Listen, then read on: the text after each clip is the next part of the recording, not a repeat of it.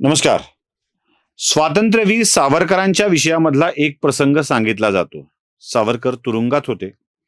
सावरकरांना भेटायला त्यांच्या पत्नी तुरुंगात गेल्या. सावरकरांच्या पत्नीने पदर डोळ्याला लावून आपल्या नवऱ्याला एकच प्रश्न विचारला, आपल्या संसाराचं काय?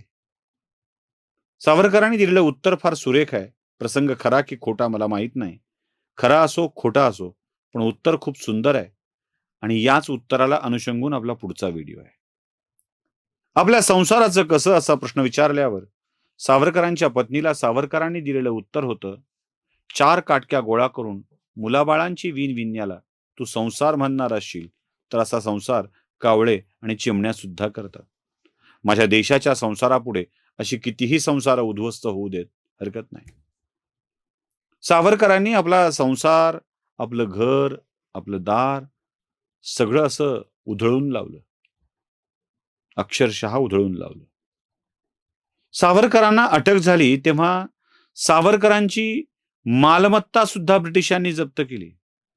भगूरच्या घराला कुलूप लागलं आणि सावरकरांची वंशपरंपरागत शेती सुद्धा ब्रिटिशांनी जप्त करून टाकली होती. ही जप्त केलेली प्रॉपर्टी ना सावरकरांनी कधी परत मागितली, ना ब्रिटिशांनी कधी ती दिली.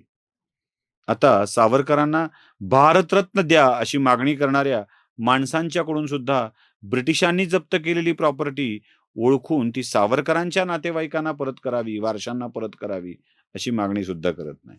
भारतरत्न द्या म्हणून मागणी मात्र नक्की करतात. काल परवा एक बातमी पाहिली, कुणीतरी पंकज फडणवीस नावाचे गृहस्थ सावरकर प्रेमी सावरकरांचं मुंबईतलं घर, ज्याला सावरकर सदन या नावानं ओळखलं जातं, त्याला स्मारक म्हणून घोषित करावं आणि सरकारने ताब्यात घेऊन त्याला स्मारक म्हणून विकसित करावं अशी मागणी केली होती. मध्ये ते उपोषणालाही कुणी बसलं होतं. पंकज फडणवीसांची ही मागणी बघून सगळ्यांनाच ऊर भरून आला. माझ्यासारखे माझे मित्र सगळ्यांनीच या मागणीला पाठिंबा दिला आणि खरोखरच सरकारने सावरकर सदन ताब्यात घेऊन त्याचं स्मारक करावं अशी विनंती सुद्धा सगळेच करू लागले. मुंबईला बालभुवन शाळेच्या बाजूला दादरमध्ये सावरकरांनी 1937 साली बांधलेलं ते बैठं घर जेव्हा रत्नागिरीतून स्थानबद्धतेतूनही पूर्ण सुटका सावरकरांची झाली, म्हणजे आधी काळ्या पाण्यातून रत्नागिरी जेलवरून रत्नागिरी स्थानबद्धता आणि स्थानबद्धतेतून 1937 ला सुटका झाल्यानंतर सावरकरांनी आपला मुक्काम मुंबईत हलवला आणि मुंबईत सावरकर राहू लागले. मुंबईतल्या निवासासाठी सावरकरांनी घर बांधलं आणि ते दादरमध्ये बांधलं, बालभुवन शाळेजवळ. आत्ता ते आहे, पुढे शाळा तिथे झाली. या घराला, मी याला बंगला म्हणणार नाही, छोटंसं घर ते होतं. या घराला पुढे सावरकरांनी आपल्या वारशाला वाटून दिलं. त्याच्यामध्ये त्यांची मुलगी प्रभात हिच्या वाट्याला सर्वाधिक भाग दिला, तर मुलगा विश्वास याच्या वाट्याला थोडासा कमी भाग दिला. विश्वास आणि प्रभात या दोघांनी या वास्तूला पुढे सांभाळलं. प्रभात चिपळूणकर बनल्या आणि त्यांनी त्यांच्या परिवाराने, म्हणजे त्यांच्या नवऱ्याने, या छोट्याशा घराचा FSI विकला आणि त्याच्यावर बांधकाम झालं. मूळ कन्स्ट्रक्शन कायम ठेवून त्याच्यावर बांधकाम झालं आणि तिथे काही लोक येऊन राहू लागले. पुढे तेज कांबे यांना हा भाग विकला गेला होता आणि त्या कांबेनी या घराचं नूतनीकरण केलं. आता 1937 ला बांधकाम झालेलं आणि पुढे यात बांधकाम वाढत गेलेली, तुकडे तुकडे तुकडे करून लोक विकत गेलेली. या कांबेंनी भाडेकरू ठेवले आणि याच घरामध्ये एक व्यक्ती आजही तिथे राहते. म्हणजे त्यात अजून काही वस्तू पण आहेत सावरकरांच्या, ते पण सांगतो तुम्हाला मी. या घरामध्ये एक व्यक्ती राहते आणि ती व्यक्ती म्हणजे सावरकरांची नात. सावरकरांची मुलगी, पुढे नात या घरात राहू लागले. आज स्थिती अशी आहे की या घरात राहणाऱ्या माणसांना सहाय्यकाशिवाय काम करता येत नाही. या घराला स्मारक करायचं असेल तर त्याला नीट बांधणं सुद्धा कठीण आहे. आजच्या घडीला सावरकरांची असिलता सावरकर राजे या तिथे राहत होत्या आणि त्यांनी पुढे पुनर्विकास करण्यासाठीची परवानगी दिली. आता इथे स्थिती अशी आहे, की इथे राहणाऱ्या माणसांना पुनर्विकास करू देणं आवश्यक यासाठी आहे, की ही बिल्डिंग आता पडणार आहे.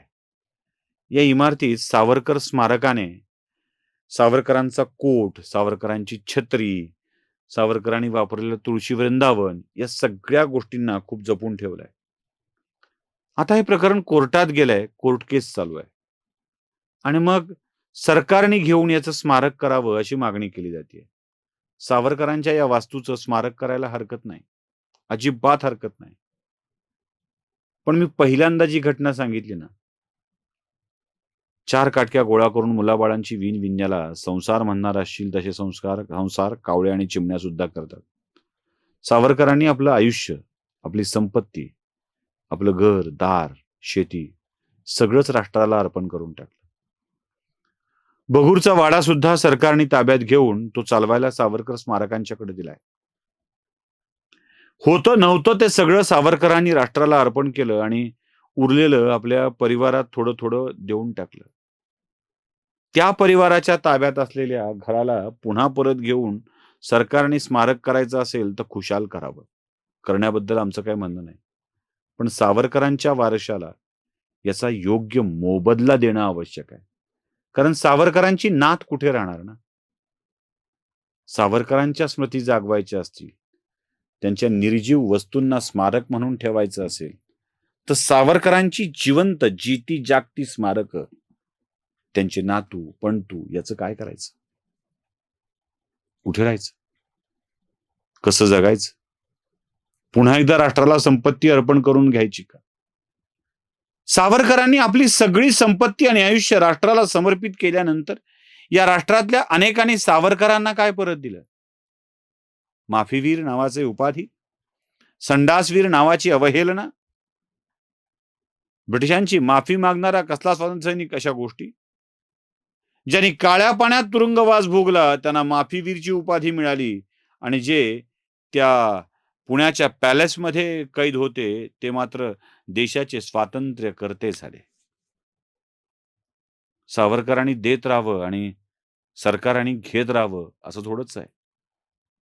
सावरकरांच्या वारसांना त्याचा योग्य मोबदला सरकारने द्यावा आणि त्या पूर्ण इमारतीचं संरक्षण करावं शक्य असेल तर. पण उगाच सावरकरांच्या वास्तूचं स्मारक करा असं म्हणून त्यांच्या परिवाराला परत एकदा उघड्यावर टाकू नका म्हणजे मिळवलं. नाहीतर ते वाक्य आहे ना सावरकर चित्रपटातलं, तात्याराव इथे असते तर दाखवलं असतं त्या घराला कुलूप लावताना सुधीर फडकेंनी वापरले चांगलं वाक्य आहे. खरंच तात्याराव असते तर त्यांनीही सांगितलं असतं, अरे माझं नाही, माझ्या वारशाचा तरी विचार करा. नमस्कार. स्वधर्म जागृतीचा विधायक बुरुज NLighter News.